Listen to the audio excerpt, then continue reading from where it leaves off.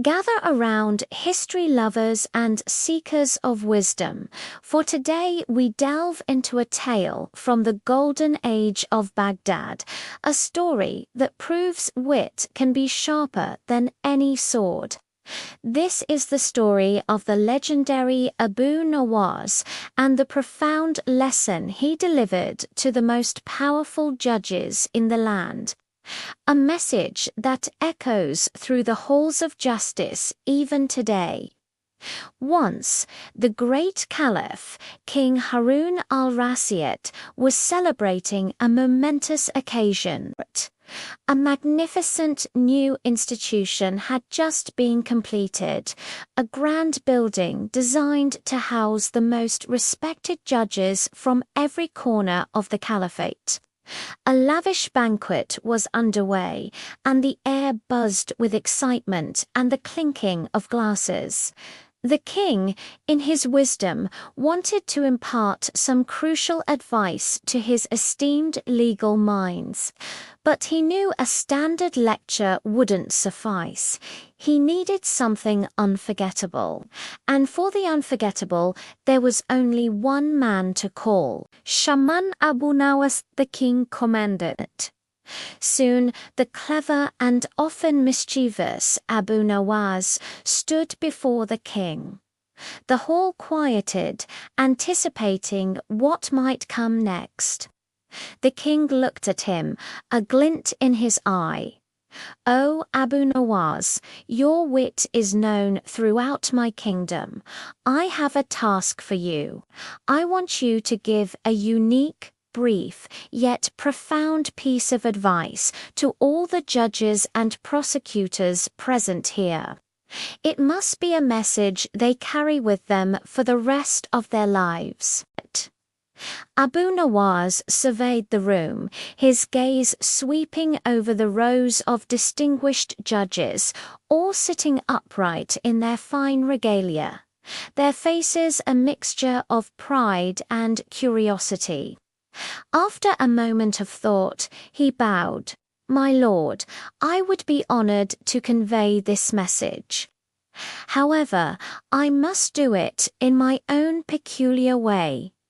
The king, knowing Abu Nawas well, simply nodded, a smile playing on his lips. "Proceed." What happened next baffled everyone.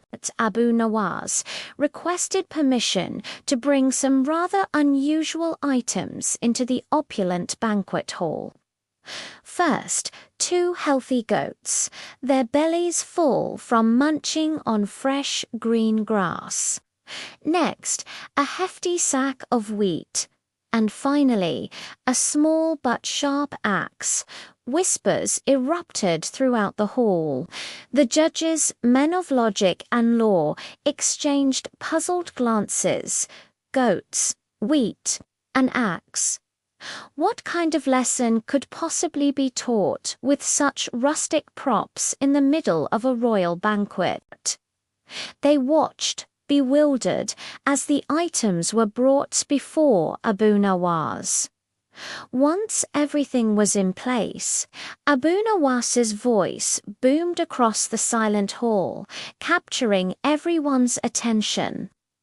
"O noble and honorable judges, listen carefully to the message of this humble servant, for what you are about to witness is the very essence of true justice." He began his first demonstration. He picked up the sack of wheat and the small axe, holding them up for all to see. "Behold this sack of wheat," he announced, his voice steady and clear.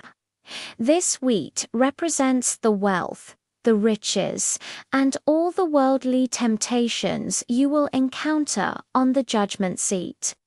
It may look like a simple sack, but its contents can fill the stomachs of many and sway the hearts of the weak." Then he raised the axe, and this, he continued, is the axe of power, the authority His Majesty the King has entrusted to you. With this axe, you have the ability to open this sack of wheat, or you can use it to destroy it entirely. With a deliberate motion, Abu Nawas placed the sharp axe directly on top of the sack of wheat. The symbolism was stark and immediate. He looked directly at the judges. "Here is my first message. Be careful, O judges. The axe of power can so easily be used to cut into another person's wealth, especially when that wealth is laid right before your eyes. Your duty is to ensure this axe is used only to sever the ropes of injustice, not to plunder or destroy the livelihood of those who come before you seeking protection." A wave of understanding washed over the judges. They nodded slowly. The simple but powerful image of the axe and the wheat burning into their minds. But Abu Nawas was not finished. He turned his attention to the two goats who were contentedly chewing their cud. He pointed to the first, slightly larger and more robust goat. "This goat," he explained, "represents the rich man, the powerful party in a legal dispute. He has plenty of grass, his strength is apparent, and his needs are always met." He then gestured to the second, slightly smaller goat, "and this goat represents the poor man, the weaker party. He must struggle for every blade of grass, and his voice, his bleating, is often drowned out and ignored." The audience leaned in, captivated. Abu Nawas then took a fresh, lush bundle of grass. He held it out, seemingly offering it equally to both animals. In an instant, the stronger goat shoved the weaker one aside with its horns and greedily devoured the entire bundle. The smaller goat could only watch, defeated and still hungry. Abu Nawas turned back to the judges, his expression now deadly serious.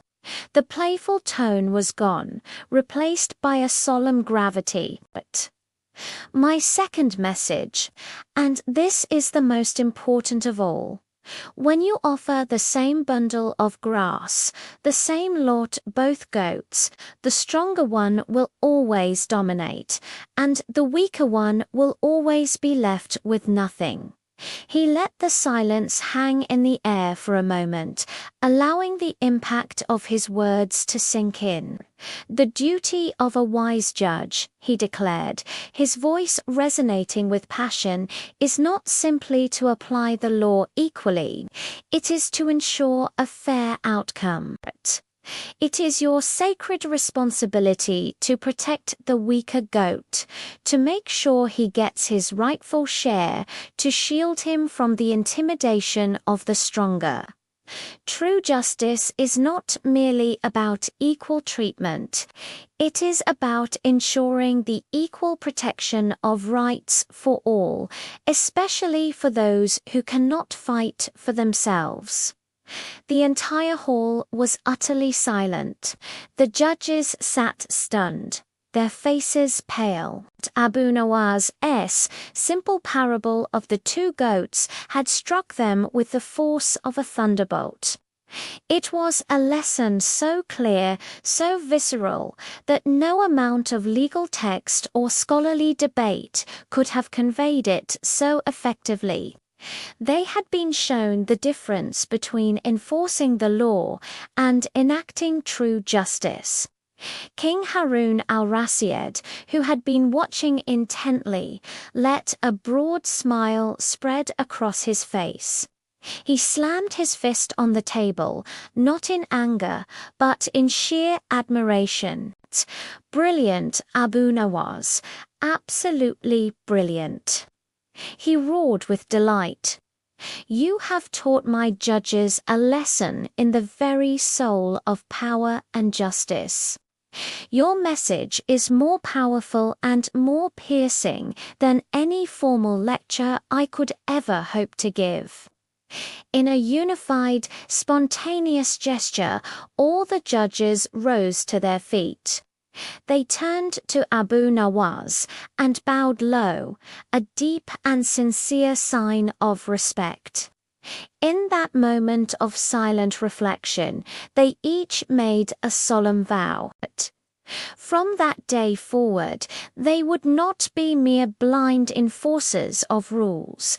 They would be guardians of fairness.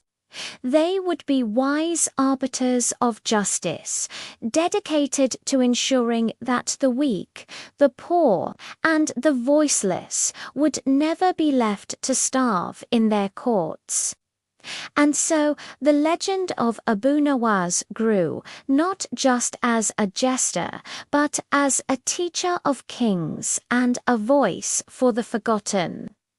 Thank you so much for joining us on this journey into the past.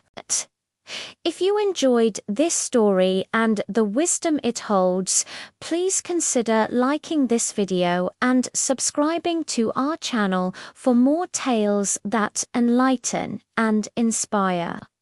We'll see you in the next one.